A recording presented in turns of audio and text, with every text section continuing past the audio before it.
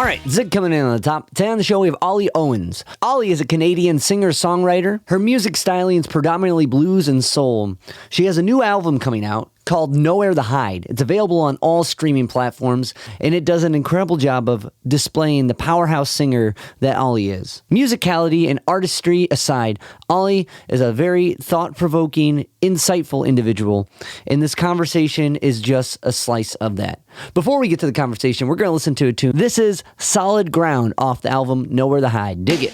Solid Ground's the tune. Nowhere to Hide is the album. Ollee Owens is the artist. If you dig it, check out Ollee Owens on all the streaming platforms. For any shows and live events, go to OlleeOwens.com. Lastly, before we get into it, if you hear anything you like, if you can like, rate, review, subscribe to the podcast on any of the podcast platforms, it helps me keep talking to cool guests like Ollee and sharing her insight with you. Without further ado, this is my conversation with Ollee Owens. To get into it, so I was doing some research. I know you like to read bios, artist bios, and I think when you, and I do as well. When you're reading these bios, there's like this point in which when you're reading a bio, it's like, I can relate to this to some degree, and then, okay, now you're hanging out with Eric Clapton. You know what I mean? Like, there's a point from the origin. The origin point is, I think, an important factor, because that's anyone can kind of get behind and understand that process before it takes off into the realm of like fantasy in a way. So with that being said, I kind of wanted to ask you about your musical origins. So I know your family was quite musical, right? Yeah. So growing up, we were a very musical family. My parents my mom was really into like Elvis and the Beatles and kind of the popular music, as well as like swing and big band, because my grandfather loved all that stuff. And then my dad was more of a classic Southern rock, and then country guy, a little bit of gospel music in there, but he really dug into that Southern gospel and Southern rock stuff. And, my dad played guitar. He was in bands. It was a little bit of a, my parents started out really young. They started their family as teenagers. And so, life was not always easy. Dad, did the band thing on weekends, and it was, we wouldn't see him for a few days and then he'd come home kind of thing. And, but the love of music was, there was always music playing on this big stereo. Dad had those, those 2-foot speakers with the stereo system and the record player and all that. So, there was always music, whether my mom was pumping out, Beatles, and I think she even loved BJ Thomas. I don't know if anyone remembers who that is, but I remember her listening to him a lot. Yeah. What is it? Raindrops falling on my head. Right, that dude. Right. And so, music was everywhere. And my brother, myself and my brother, we, of course, as kids, you want to like emulate what your parents are doing. And so we thought, we really kind of dug into music pretty young. I think he was probably 10 and I was 12, and we were, let's play guitar. We want to be like dad, So we tried. I gave it a shot at 12 and my fingers hurt and I was like, I just can't do this. And so I quit. And then at 13, I'm like, I don't care. I'm doing this. So, but I was writing songs earlier than that, actually. Really? Probably like 7 or 8. Again, life was a bit tough, having, my parents struggled a bit in the early years, and I was I'm the oldest of 3. And so, I processed a lot of stuff, just writing, started off kind of just journaling and stuff, but then I would have melodies in my head, even at a young age. And, I remember sitting and writing in my little notebook. We moved recently and I found that book and I was like, oh my gosh, I still have this, it's kind of crazy. But, so that's kind of, we just started playing instruments and teaching ourselves, basically, because we didn't really have the money for lessons or anything, and we were on our own to figure it out, and we did. And so my brother and I, and then my sister, she's 6 years younger than me, so once she kind of got to a certain age, she started playing too. And and then from there we did a little bit of family music in our teens, and then I joined a little band in junior high. I think it was my first band I joined. I was so excited. And they would play in the next town over on Friday nights, at this like event. And so I remember, I remember learning that the F chord on guitar. I was like, that's I a hated hard that one. chord. It was Yeah. so hard to play. A lot of people give but up in order on to the. be in this, yeah. And so in order to play in that band, I had to learn to play the F chord. So I did. And so it was, I don't know, from there, music was just, I think, well, really good, Yeah, but this interesting thing with the having the kind of outside influence of the opportunity, right? To be in the band, to play next town over, which when you first start playing, you're like, oh man, I can take this. You know what I mean? It's a big deal because you're like, oh, we're on the road, But like to have that kind of like a drive to do something like an F chord, you know what I mean? Because like that bar shape, a lot of people give up on guitar because that's hard. It's a weird, unnatural kind of everything about the guitar is pretty unnatural actually, but and like I have small hands back then. there you go. Like, and that makes it even worse. I'm playing an acoustic, and then the action was high on my guitar because I got it. And literally my first guitar, there was a guy in my town selling it for $25. I'm like, I'll take it, man. Like I need a guitar. So, and so there was that. And I mean, I did grow up in church. So obviously there was opportunities there too, I mean, it wasn't playing guitar as much, but and so, I mean, since 5, I was singing in church and then in school too, because word got out, oh, she can sing. And then they would give me parts at school. And, so there was, music was just, it's always been there. And in many ways, in one way, it was like a voice that I had that I maybe didn't have at home, but I could sing, but people liked it. And then another way, so there was this healing aspect of music for me since a young age, even listening to it. I had artists that I listened to that were just, in some of my darkest days and the hard, really, when things got real hard at home and, the music, we always turned to the music, it just made us feel good and helped us through. It's no, of course. And like, that's, music has that space for all of us in these different times. And it's amazing across like humanity, like how many people kind of can turn to that in times like that and find that kind of, that voice, that comfort, that place, that healing factor of it, that's something that's so genuine and so human. And when you're in those situations, that it just fills you.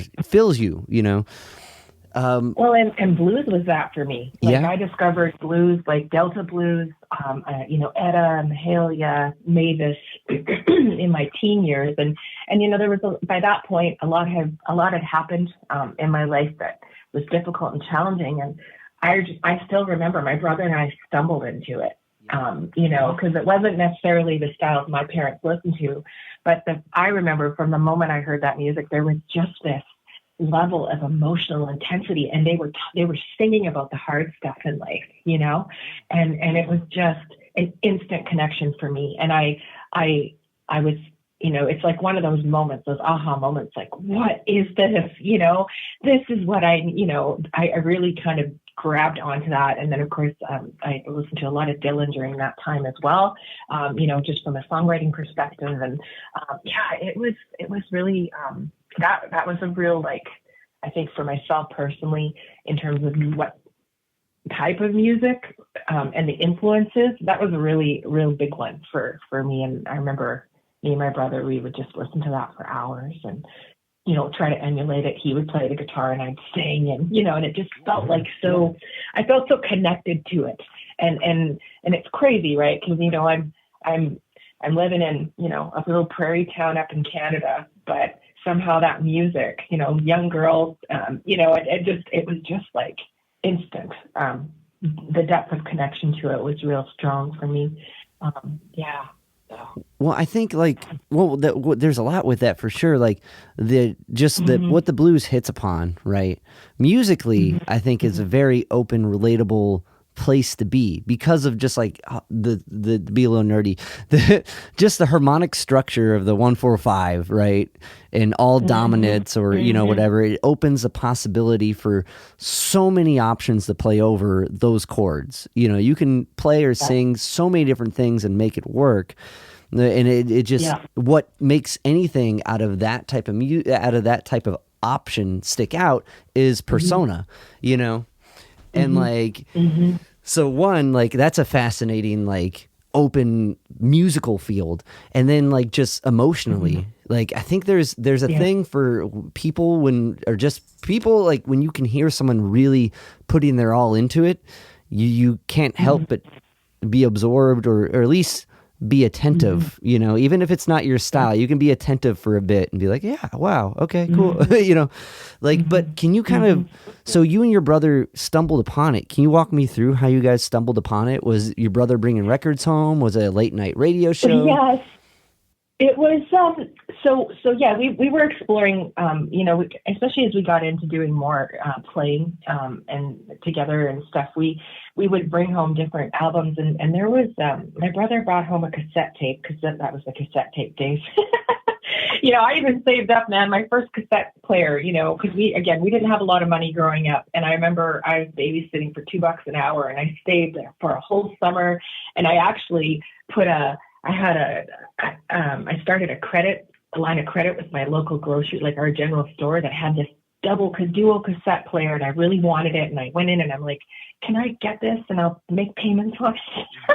And anyway, so I did that, and it was like, woo, I got dual cassettes, you know. And anyway, so my brother brought this cassette home, and the guy's name was Reverend Dan Smith. And I don't even know how well known he is. And, you know, I've looked him up since, and I haven't been able to find it, but he brought that home, and it was Delta Blues. And he just, you know, we put that in the cassette tape player, and man, we were just like, what is this awesomeness? You know, like it just totally affected both of us. And my brother immediately, he was very quick to emulate the sounds. And it was just like, I don't know. It just like, that was kind of our first introduction. And then I started digging in, you know, more into it. And then of course I'm discovering all these other, you know, all the others out there. And, you know, like there's the Robert Johnsons and the, you know, James, Willie Dixon, and, you know, all those guys, right? So then we started listening and trying to find as much as we could. Again, you know,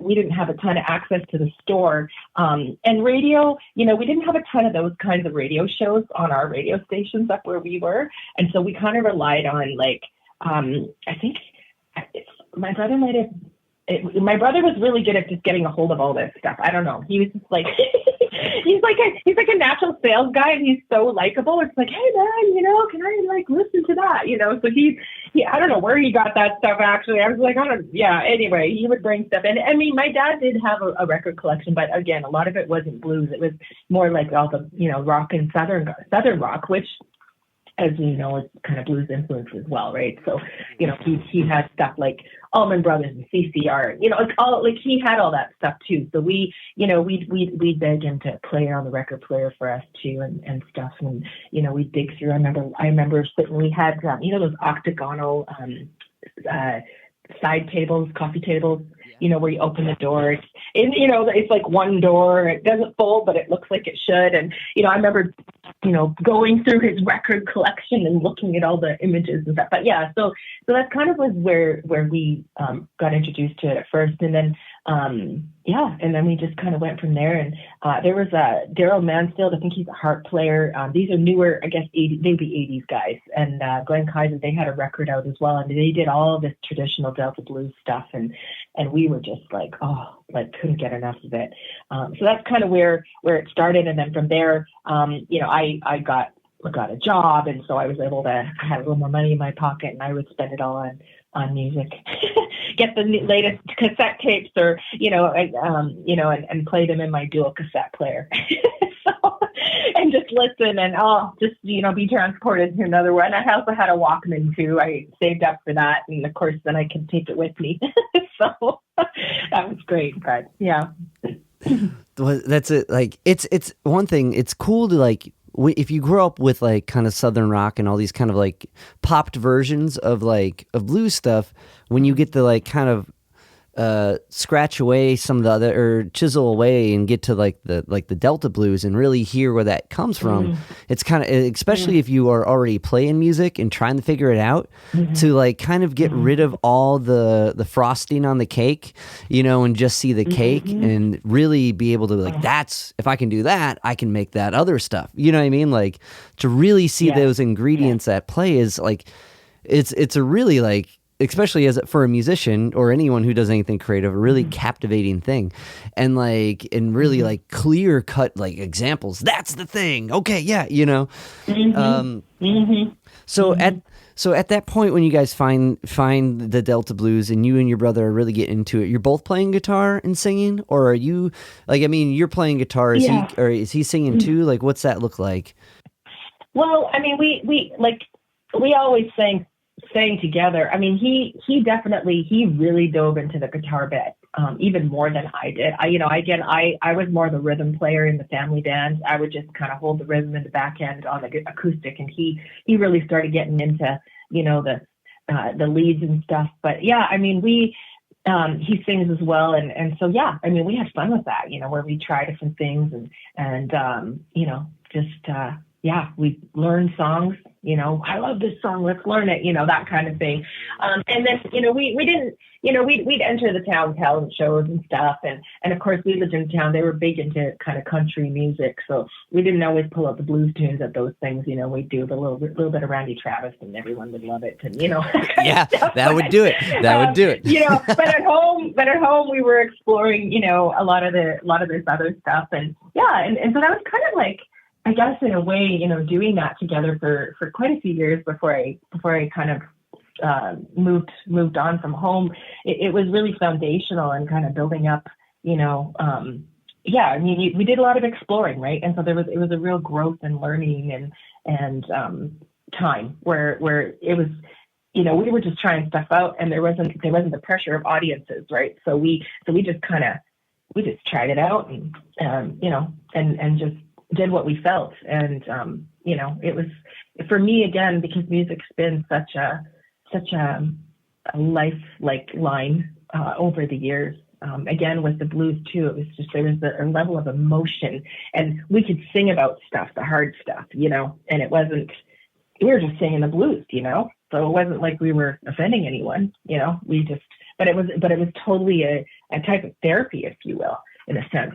An outlet, and you know, it's a beautiful thing. Of course, so powerful. Yeah, no, definitely, and like, there's like, it's interesting because, you know, a lot of music, just different genres and stuff, they all kind of formulate around like a certain like thing, but a lot of it relates to like blues music in a sense, like the idea of improv, the idea of being able to like have your own voiceover thing and really like learn how to play over chords and changes and styles, at least from my understanding, really came from like kind of from the blues in that sense, where like if you can understand this form in your own way, you can start to use that technique, that approach to understand other forms, because it's all, you know, when it comes down to what music is, like blues is a really great example of what that is. You know what I mean? Like, just like you're getting all these elements and they work and the message is clear. You know what I'm saying?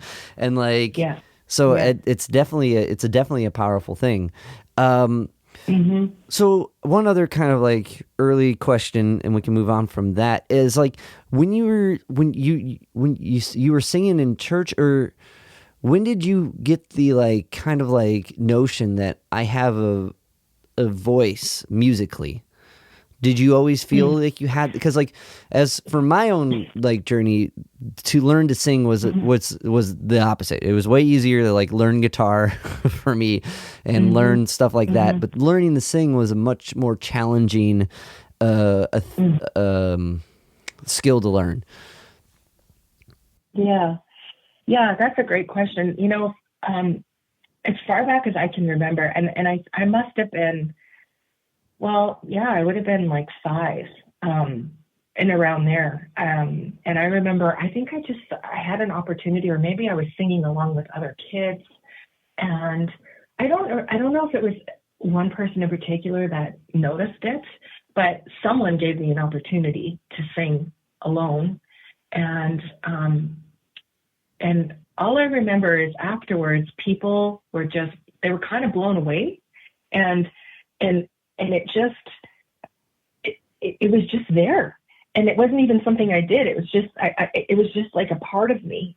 But I feel in a way it was almost a gift from the universe, because again, or, you know, in my situation growing up in church, it was like a kind of this creator given thing where, you know, life was hard. It wasn't easy. And I had this one thing inside, you know, that couldn't be touched, you know, by any challenges that maybe would have presented themselves during that time.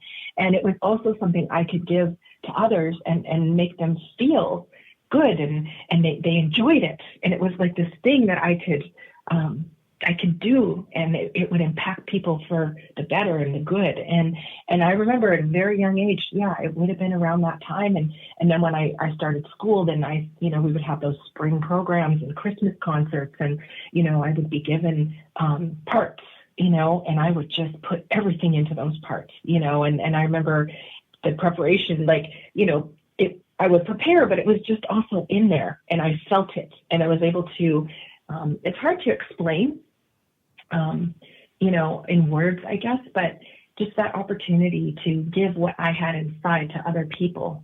Yeah, it feels like it's just always been there, for lack of better, you know, and we didn't have money for training. And so I just did it. You know, and I kind of learned what I could by listening, and, you know, again, and listening to lots of different kinds of music, you know, but it was just like, and I could listen to it, and I'd emulate it, and then I'd, you know, embody it kind of, you know, and it was just there. I guess that's the best way I can describe it. No, that makes sense. And like, one of the biggest aspects of music is listening. And sometimes I feel like as musicians, you go down the rabbit hole, sometimes that gets to be the hardest part, you know? You get further and further away from it in a way. Not, you know, clearly not, but like, there's like this kind of like gap of that. And I think that's an important like skill to develop at the beginning. And like, I totally understand like that, being able to have this opportunity, these chances to utilize this gift you found out you had. That's a huge thing, especially for someone, a young person, you know, to know they can do something that can outwardly make someone smile is a big thing. Cause like a lot of people, even now, are still trying to figure out what they can do and just for themselves, you know, before even thinking it can affect other people. Some people spend their whole life trying to find that thing, you know? So to be able to have that awareness and know that that's a huge thing to have as a kid. That's very cool. Yeah. And I would say too, you know, I knew it was there, and sometimes I would be given opportunity to use it, and other times I felt like I had to hold back, right? Like there was almost this inner sort of like struggle, you know, because I grew up in an environment where it's like, well, you don't want to be too showy, and you need to be careful about that, you know, and so I think there was even with that, knowing there was something in there, something special, but, you know, I would take the opportunities, but then sometimes I would hold back, you know, and it was always kind of this inner sort of like wrestling that I would be like, you know, and it was interesting because I had people approach me at a younger age wanting to develop it. And, you know, my mom was quite protective, and fair enough, for good reasons. She didn't want me to be, you know, taken advantage of because I had something, you know, that I could offer. And so it was always a very interesting sort of thing that I, over the years has been, you know, I've had to come to terms with and say, what am I going to do with this? Right. So there was seasons where I'd hold back, and then other seasons where, or, you know, times when I'd be given the opportunity, I'd just go for it, you know? But yeah, learning what how far to go for it, Right. If that makes sense. Yeah, no, it's for been sure. an interesting journey that way. If I think over the course of my life, it's as I was young, I went for it, and then there was this time where it's like, well, we want to be careful. We don't want anyone to take advantage of you, but yet I feel like I kind of wonder sometimes if we would have gone and worked with different people, like what would have happened. But then, life happens, right? And for a lot of reasons, maybe that time, it just wasn't the time, it's been an interesting journey that way. Mm-hmm. Well, definitely. And the narrative, if we kind of go back to the beginning, Mm-hmm. reading all these rock bios, you read all how these people get played, and it's and like anyone that's offering you anything, you're just like, I don't know, that sounds a bit recoil, Yeah, and I'm thankful. My mom has always been one of my biggest fans. She supported me, in so many ways. Even when she was going through, her own challenges and stuff. And she was just always she's always looking out for me, And looking back now, I'm so thankful for that. And she there at one point I had the opportunity to do some recording, and she found, some funding to help out with that. And she was just like, she was just amazing, in terms of just supporting me. And I was really, always thankful for that. And I knew she was looking out for me too. So it was nice to have that support in her. Yeah. That's beautiful. And that's like, especially when you're doing something like music or anything creative, to know, you have that support, family support. It's a huge, it makes a huge difference for sure, and that's awesome that you had that, or have that. I hope have that. So, one other thing I wanted to ask about before moving on to this record. So you said at that same kind of time that you got the Delta bug, you were also listening to, that sounds like a weird thing to say, the Delta bug, like nowadays, that sounds weird. Yeah. But at the same time you got that, you were also listening to Dylan. So at an early age, if you're writing songs, did you kind of naturally find your way to Dylan? Did someone say, hey, you're writing songs, check this guy out? Yeah, that was kind of in early high school. Part of it was the people I was hanging out with at the time, which were obviously other people that loved music and were into music.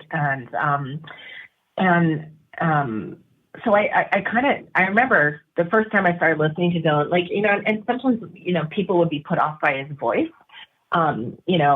His singing, right? And I had friends that were like, why would you listen to that? It's awful. And no, it's not. It's incredible. It's amazing.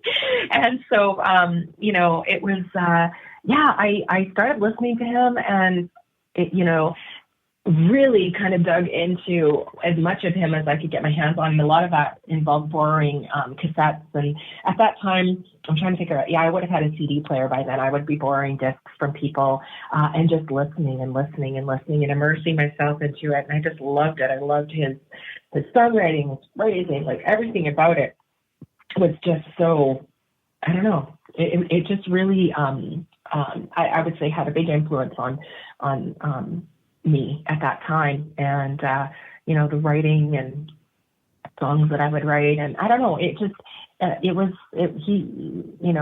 finding and discovering him was really, played a role for sure in my development, in terms of songwriting and music and all. But when I think of Dylan, I think of a Jungian archetype.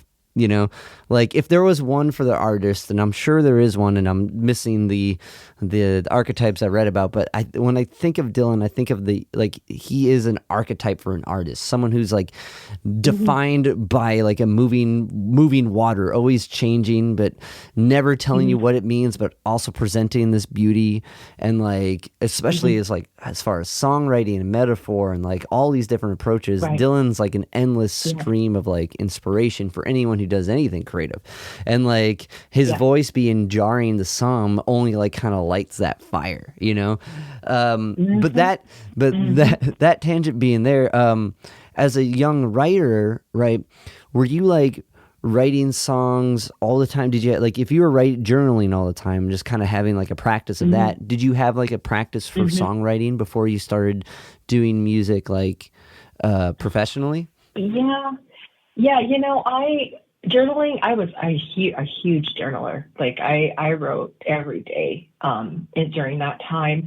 And in terms of songwriting, I would write when the muse came, and it wasn't every day. It wasn't like I had like, I'm going to write a song every day until, it wasn't necessarily that. But for me, because my songwriting process, I hear a lot of melody and music, and that kind of comes typically that will be the more common path for my songwriting is I'll kind of grab that side, because I was playing a lot of guitar at that time too, and just something would come and then I'd be like, oh, this sounds like it could be a song, and then I would dive into, I had a notebook where I'd jot lines down, or something would come, like a lyric, I would jot it in, but more often the melody would be coming, whether it be a chorus or a verse or something. And then I would kind of take those things and I'd start to piece them together.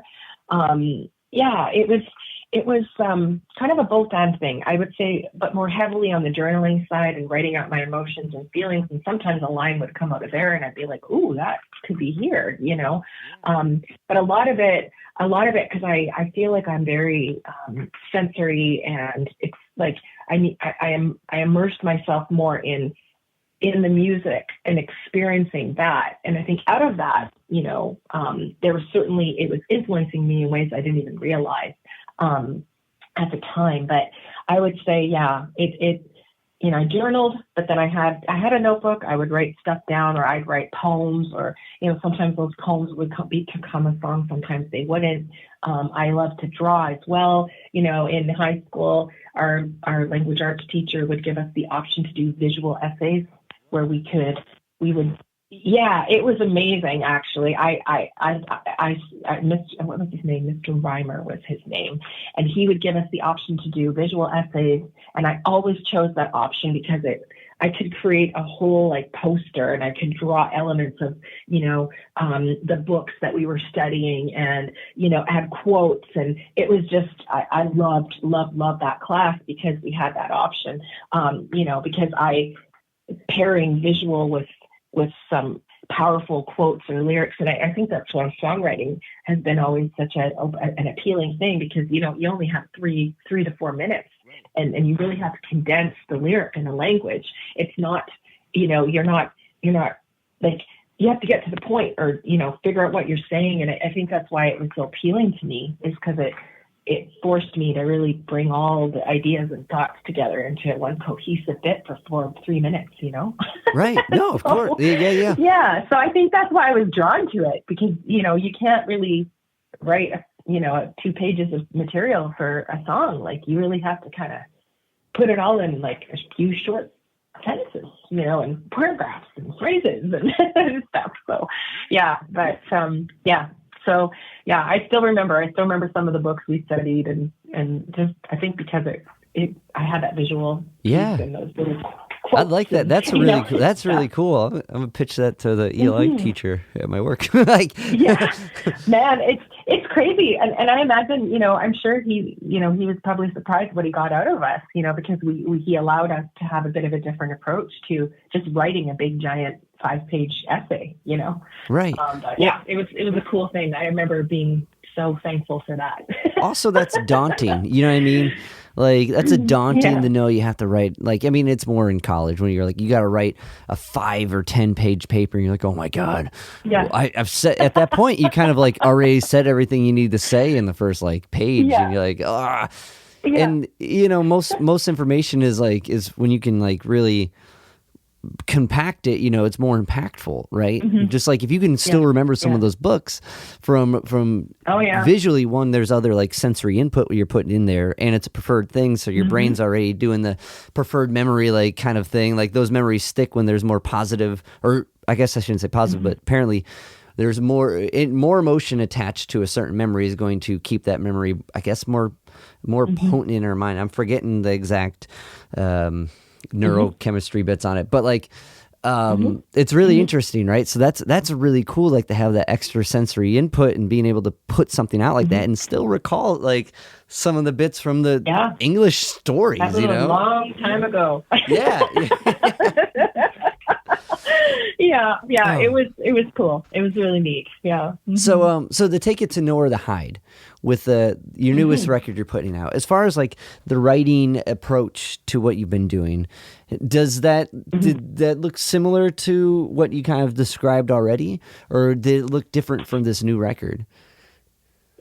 Yeah, I think for me, that's kind of always how it's generally worked, in terms of, I'm definitely more intentional because I'm doing this full time. So, I do sit down and I give effort and energy to writing, as daily as I can with all the other responsibilities and stuff that are associated to being an independent artist. But, it's, I think what was unique about this album in particular is, I did enter into a lot of co-writing relationships. So, which was, I'm bringing my collective experience and my melodies and my ideas, and we're kind of coming together with another person who also has those collective life experience and has some ideas, and the beauty of bringing that together, and then coming up with, the songs that you hear on the record. It was a really great experience for me. I think it really, it was like I kind of dug even deeper, because I'm there with another person and we've got a concept and we're talking and we're having like a beautiful conversation. And all of a sudden it's like, it was very, hey, what about this? If we're going to say this, and then, it was kind of, it was really neat to work in the context of a team, to come up with these songs and really capture kind of the essence of what we came into the co-writes, wanting to accomplish. So I think, so this record was unique that way for me. I haven't done a ton of co-writing. I did a little bit on the last record, but it was during the pandemic. And so that was more remote. This was all, each of these co-writes happened in person with the co-writer. And it was just, it was really kind of neat to see what came out as a result, Yeah. Yeah, no, for sure. Like it's interesting when you do something with somebody else, there's like this kind of like, I don't know if it's like what it is in our minds that make us like kind of react different aside from another person. But like when you work on a song yourself, it's like, it's more relaxed. I shouldn't say work on anything yourself. There's like kind of a relaxed, you kind of go in and out of daydreaming a bit. Like the focus is kind of everywhere. But when you're with somebody, there's kind of like, and because I feel like it gets to be a little more exhausting because you're kind of super hyper focused in a way, but it's easier to be hyper focused because you're with somebody, and like you're ultimately like how you describe you're burning this fire double as hot and like more focused. I guess. Yeah. And even coming up with lines, where it's like, we start to shape the song or the verses and we're going back and forth and you could, there's moments of silence but you can hear our brains thinking. You can hear the gears turning, And then all of a sudden you're like, what about this? Or one of the guys I was co-writing with, he's like, I got to get up, I got to walk around a little bit, I got to think. And he's thinking, and then he turns to me, he's like, well, we could do this. And I'm like, yeah. And then I'm like, and then what about this? And, so it was very, it was a neat experience. And again, just digging deep because you're with somebody else and you really, like, both of you are committed to getting this song into, bringing it into reality. Right. And so it was just really cool. And even with that too, because some of the co-writers, we're coming from completely different cultural backgrounds. We grew up in different places. We have all the, and it was just so cool how, if I had written a song on my own and I might have said it a certain way, but then they're bringing their perspectives and experiences in, and it was like, oh my gosh, that's great. Like, it's just, I would have never thought of that, Yeah. And so it was pretty cool. It was pretty cool to do that. It was neat. What's a song or some songs that really kind of like when you brought it to the table shifted in a way that you're like that you wouldn't have thought of by yourself in a way, like, you know what I mean, like which ones really kind of caught you off guard from this process? I would say the title track. Phil Hewley, who's also, he grew up in Cleveland actually. And he would tell me pretty awesome stories, you know, just about growing up. And so, you know, we got chatting and I'd come into that, right. And I had the course, you know, the whole concept of trouble. It's everywhere, you know, it's just like, and I mean, you look at life now and all the things going on and no matter where you look, it's there, right? And I kind of come in and I'm like, yeah, I got this like bit, but I don't know, like, what can we do with this? You know, how can we bring it all together? And, you know, we're talking and he's telling me stories of, he grew up right in the heart of Cleveland and all sorts of crazy stories about how his mom and all the church ladies would help. There was homeless people around and they would just really bring them in and support them and help them. And I was thinking, you know, back to my great grandmother in the 40s, they had a farm up in the prairies here, and people would come and they needed help, they needed clothing, they needed food. My great grandma would bring them in, you know, like it was totally different experiences, right? But bringing it together, and we started talking about, you know, well, like how far back should we go, you know, in terms of talking about trouble. I'm like, well, we could, you know, and it was just this thing where it just all just came together and we were able to acknowledge the past and the present. And at the same time, I wanted to make sure that there was a little thread of hope going, you know, yeah, it's there, but look at us. We're resilient, you know, we are capable of coming together and, you know, rediscovering forgotten ways of resourcefulness, maybe, you know, that have kind of gone on the wayside through community, you know, like, and it was just, and so collectively our experiences, because they were so different, you know, I'd bring in a line and he'd bring in a line. He's like, what about this? And I'm like, that's fantastic, you know, and it was just like, you know, and so it was just, it was a really cool experience writing that song with him. And then it ended up being, you know, the title track. And it was the last song that we wrote for the album, actually, the very last one. And it just ended up really just kind of coming together in a way that really kind of encompassed the whole thing, you know, because essentially a lot of these songs are talking about the human experience and different things. And, you know, I just felt like, yeah, it was a really fun write with him. Yeah. But yeah, you know, it's like kind of like, I gotta imagine like once you've been kind of in the machine for a bit, like working on tunes, getting the hang of how each other works and like taking these nuggets and watching them grow into full tunes, you know, by that point, the last tune in like, it always seems the one that you don't expect is going to be the one is like, kind of like how you said, encapsulates everything you're doing. So like, and it's like musically all around, these are all really good tunes, and like so that's like just the writing aspect of it, what we've been talking about. It's like it's really interesting that kind of process, especially it sounds like completely different from what we talked about before. Can you tell me a little bit about Solid Ground? I really enjoy that tune. Was that kind of a similar process, or was did that come in more? Solid Ground was a co-write with Will McFarlane, and Will, you know, it's funny. Nowhere to Hide was the first song Phil and I had ever written together. We'd never written before. And Solid Ground was the first song that Will and I wrote together. We had finished a session. We had done a session the day prior because he came up to Nashville to record the session. And he lives down in Florence, Muscle Shoals area. And so he was still in town. So we're like, hey, let's get together and let's see if we can write ourselves a song. And Will and I hit it off real good.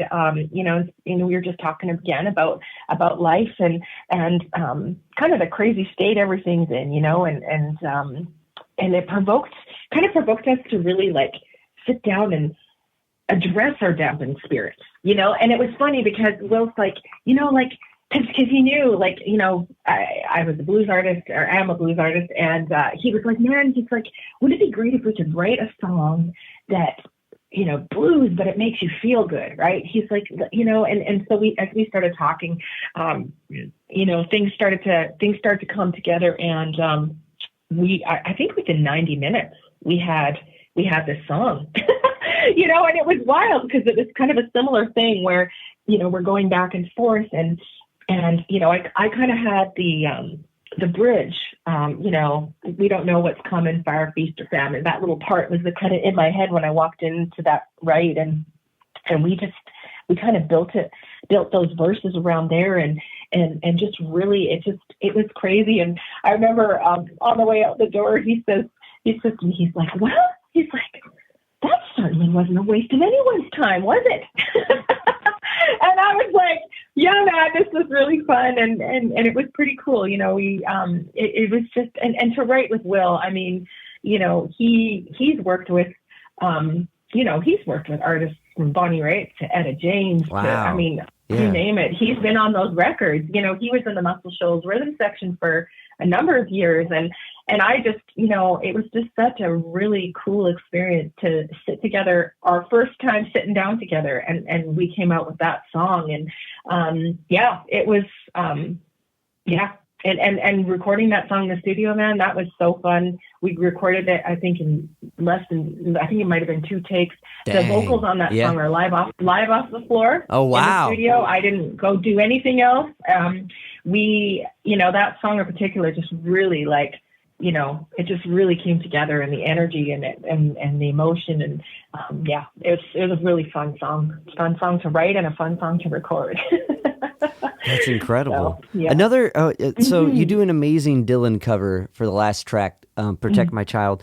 And can you tell me a little bit about the recording of that? Because there's these kind of choir hits in it. And I was like, that's a really, it's a really impactful effect. I was like, dang, that's a good choice. Yeah. Again, I think, that song in particular, I've been, in my live shows, I've been singing it for a really long time. And, and especially since, we've got 3 beautiful daughters and one of them has a cognitive disability. And so, that song, I think, has just become more and more dear to me personally. I think just the desire for my daughters to be safe and protected, and and so we when we were considering songs for this project, I just thought to myself, I'd really like to do a version of that one, and so we came together in the studio to do that, and I just loved it. I guess there's different tempos we could have chosen, but I really wanted I wanted the opportunity to be able to emote vocally, and I wanted an arrangement that would allow for that, and something that would build, and so, so then and of course it's got 5 verses or something like that, right? So we just, we're like, okay, we got to make this interesting, and so we had that beautiful organ, solo in there, and that's DeMarco Johnson. He's such an incredible player. And I was just, man, when I heard that, I was like, oh, that's great. And then, then we build with the guitars, and that was Chris Rodriguez. And then the saxophone was Cord Martin. And then when we got to the, for BGBs, it was like, man, how can we take what's been done and even elevate it and bring it to another level?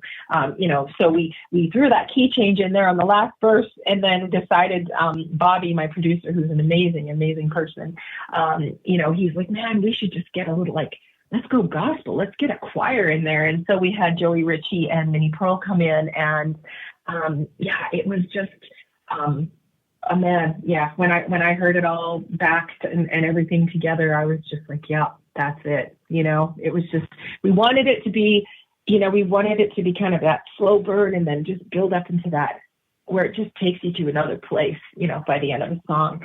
And, I was so happy with how that turned out, and doing the vocals too in the studio. I still remember the day singing through that song, and it was just, for me, really wanting to capture again the emotion and the intensity, and really capture what was inside coming out. And I remember we cut that vocal, and both Bobby and I were just like, whew, I think we got it. I could just feel it. There was just a little bit of I don't know, shivers, in the room, and just kind of like, okay, we did that. And because that was really what was in my heart and mind with that song. And it's so satisfying to capture it, on tape. So I hope that translates. That's my hope. Yeah, definitely. I believe that's achieved. Like, because it's an impact. Like, there's a lot of ways to cover a Dylan tune, but like how you guys did it on this one, definitely I think musically serves the message of the song, but also like how knowing where you're coming from a little bit with this makes it, it cuts through. Mm-hmm. It definitely cuts through. So I think that's the least of the worries. Like, it's definitely there. It's a beautiful take of it. Yeah, thank you. Yeah. I'm super happy with how it turned out, and I think, I don't know if happy is the right word, but I feel like just, you want to do things as much justice as you can in terms of, especially when you're doing someone else's song, and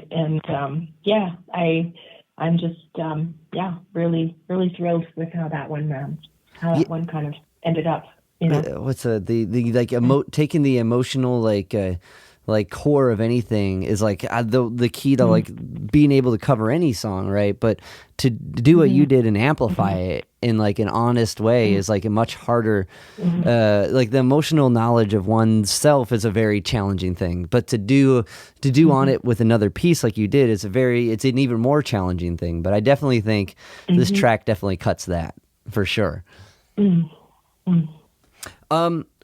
I guess I have one more question, Ollie. I really appreciate your time. It's been a pleasure chatting with you, and a pleasure getting to dive into your music and your career. And we kind of talked a little bit about it before we started recording, but you've had some experience doing music therapy for a bit. Can you kind of like explain, or not explain, but like, how was that? How did that feel to you? Like, as far as a different experience from music in the in like the bar or the like music scene thing, you know what I mean? The scene, it's like a different thing. Like, it's a different experience. Like, going back to that when you and your brother were playing to yourselves and trying to learn how to work a crowd, and then writing your own music. Those are already like 3 different categories of how music affects you and other people. And then to do music therapy is a completely different thing. And I know you can't like give any names or anything, and I'm not trying to ask any of that, but I just mean general experience of learning how to interact with the population you were working with. And like, can you walk me through that a little bit, how that experience was for you? Yeah. So I had taken a 15-year hiatus, actually, in between doing music prior and doing music what I'm doing now. And that was during the time that my daughters were young. I felt very strongly when my second daughter was born that, and once her exceptional needs became apparent, I really wanted to focus on being present and engaged for my girls, and in particular, because she required more support. And so it was during that time, the girls were all in school. I had the opportunity, I volunteered regularly in their classrooms. And so one of my daughter's teachers knew that I was, into music. We'd become, pretty good friends at a certain point, because up here, my daughter was in the same classroom for like 3 years at a time with the same teacher. And then she would move on to another teacher. And, so as I got to talking with the teacher, and, because I wasn't really doing much music at all during that time, I had reached out to her and said, would you be open to me coming in and spending some time with the kids, maybe an hour a week, and I could come in and do music with them. And of course she was like, yes, please, that would be amazing. And so I started doing that, and it was, it was a really beautiful season. I did it for about a decade. And as my daughter moved into different classrooms, of course, the prior teacher would tell the next teacher, you should really have her come in once a week and do this. And it was, music is a language that no matter whether you're verbal or nonverbal or whatever's going on, with a lot of these kids, there was a variety of needs in the classroom. It was, because from my daughter has global developmental delay to autism to other particular, things that kids, cause challenges for kids with learning disabilities and all that. So we had a very wide variety in the classroom, and it was such a privilege to go into that classroom every week. And it's from the start of my time with those kids to the end of the year to see, some kids that wouldn't engage at all in the beginning, right? And then over time you're going in, and through the music and through the opportunity for them to participate in what we were doing, to see them come alive, to see them even become more verbal in some cases, and see the power of how the music was something that they feel that they could connect with, and also then participate in the group activity of being together. And I would do a lot of songs that would invite the students to participate, and whether it was shaking a thing, shaking a percussion instrument, or repeating after me, or coming up with things, where some of the songs that I just chose very common children's songs, and that would require a call and response, or silly songs, right? So then I incorporated the element of fun, where we're all kind of being goofy together, and yet at the same time there's all these little beautiful moments of kids warming up and wanting to be involved, and the first one sitting down in the circle when you walk in because they can't wait, whereas when we started they were over in the corner, like they didn't want anything to do with it. It was a really beautiful time for me, because I had taken this hiatus initially not thinking I'd ever go back into music, actually, and so this was a real gift during that time, before I moved into doing music more full time, because I didn't know what would be on the other end of this. I thought this was it, and I really gave myself to creating special moments with these students, and it was a very rewarding time. I eventually, for the latter part of the decade that I did it, my daughter, I had her at home for a couple of years doing homeschooling because she needed one-on-one, and our school system couldn't provide that. And I actually started bringing her with me into the classrooms, because I still continued to do it for 3 years after she was doing the homeschooling for a bit. And so I bring her with me. And so she was actually she was participating with me. And it was a beautiful thing, to be able to go into these classrooms and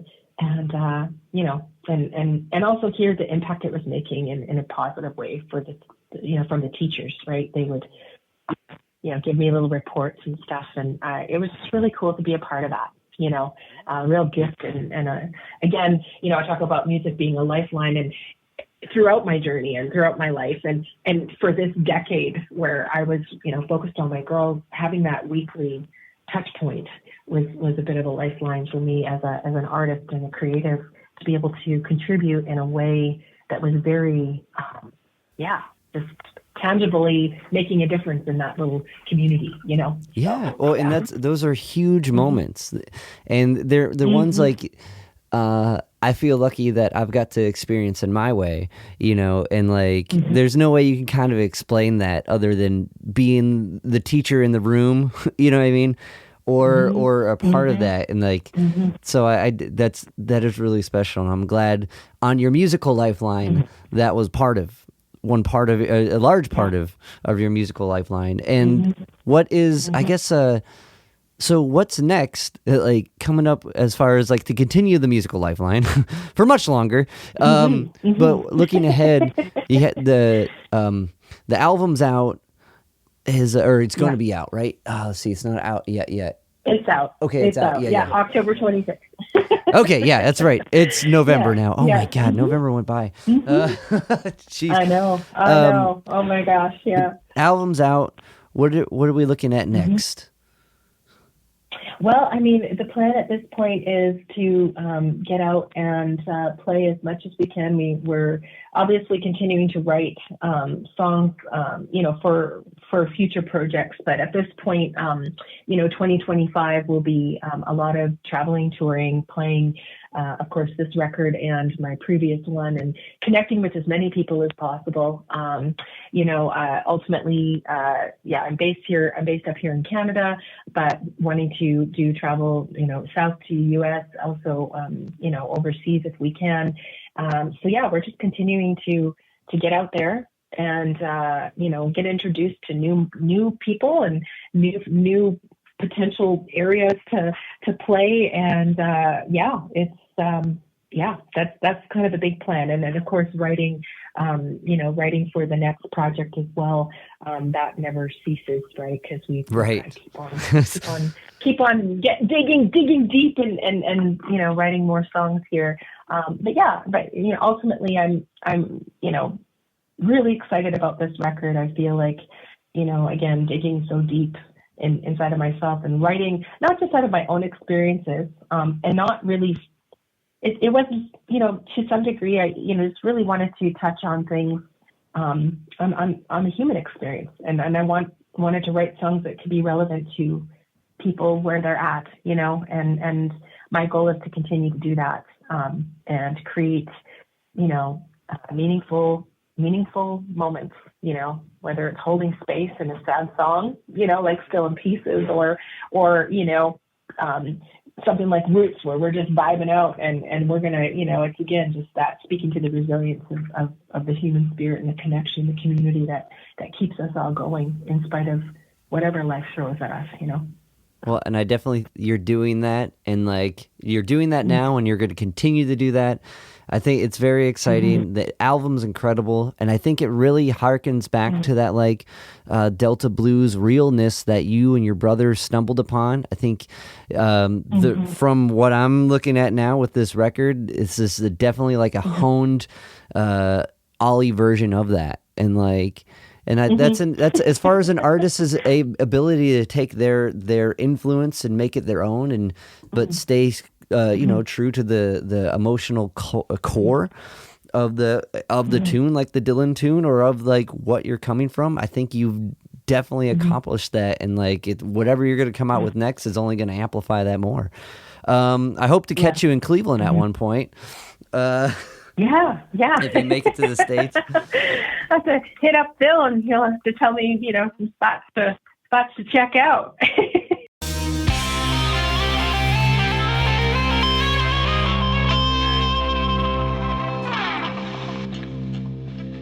Yo, Spike Spiegel here. You just listened to Zig At The Gig podcast. Keep riding the bebop. See you, Space Cowboy. Bang.